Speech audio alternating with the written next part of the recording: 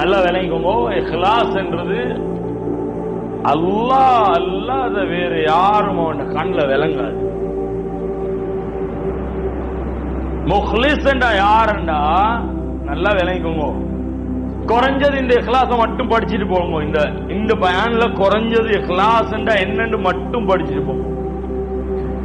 அல்லாஹ் அல்லாத வேற யாருமே விளங்காது. யாருடைய திருப்தியும் அங்கே நாடப்பட மாட்டாது.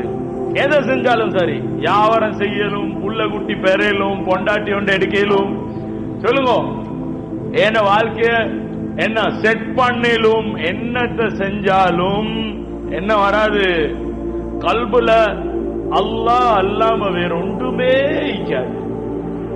அது இப்ப விளங்கல்ல உங்களுக்கு, இப்ப விளங்கல்ல, இன்னும் கொஞ்சம் கேளுங்க விளங்கும். இப்ப விளங்கல்ல, இப்ப நீங்க விளங்கினு நினைக்க வேணாம், விளங்கல்ல, விளங்க இல்ல